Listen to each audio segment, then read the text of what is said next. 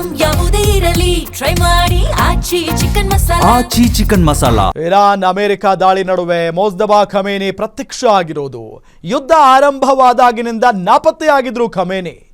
ಇದೇ ಮೊದಲ ಬಾರಿಗೆ ಮೊಜ್ತಬಾ ಖಮೇನಿ ಪ್ರತ್ಯಕ್ಷ ಆಗಿರೋದು.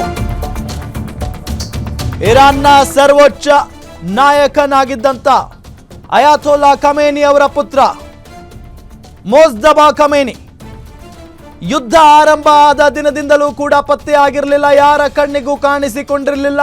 ಅವರಿಗೆ ಗಾಯಗಳಾಗಿದೆ, ಅವರ ಮೇಲೆ ಅಟ್ಯಾಕ್ ಆಗಿದೆ, ಅವರು ಸತ್ತೇ ಹೋಗಿದ್ದಾರೆ ಅಂತೆಲ್ಲ ಸುದ್ದಿಗಳು ಓಡಾಡ್ತಾ ಇದ್ವು. ಬಟ್ ಈಗ ಮೊಟ್ಟ ಮೊದಲ ಬಾರಿಗೆ ಅವರು ಕಾಣಿಸಿಕೊಂಡಿದ್ದಾರೆ. ವಾರ್ ರೂಮ್ಗೆ ಮೊಜ್ತಬಾ ಹೋಗ್ತಿರೋ ವಿಡಿಯೋ ರಿಲೀಸ್ ಆಗಿರೋದೀಗ. ಇರಾನ್ನಿಂದಲೇ ಖಮೇನಿಯ ವಿಡಿಯೋವನ್ನ ರಿಲೀಸ್ ಮಾಡಿದ್ದಾರೆ.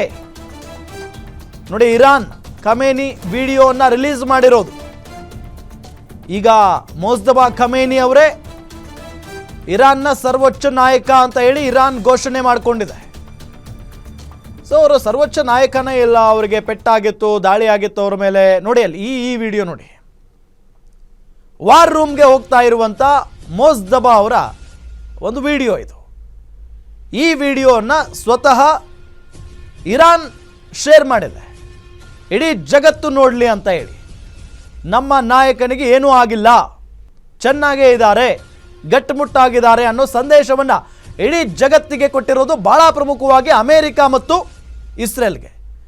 ಜೊತೆಗೆ ಈ ವಿಡಿಯೋಗಳಿಗೆ ಪರ ವಿರೋಧದ ಚರ್ಚೆ ಅಥವಾ ಸೋಷಿಯಲ್ ಮೀಡಿಯಾದಲ್ಲಿ ನಾವು ಗಮನಿಸಿದ ಹಾಗೆ ಇದು AI ವಿಡಿಯೋ ಅನ್ನೋ ಥರನೇ ಈಗ ಬಿಂಬಿಸಲಾಗ್ತಾ ಇದೆ. ಗೊತ್ತಿಲ್ಲ ಈಗ ಎಂಥ ವಿಡಿಯೋ ಬೇಕಾದರೂ ರಿಯಲಿಸ್ಟಿಕ್ ಆಗಿ ಮಾಡ್ತಾರೆ.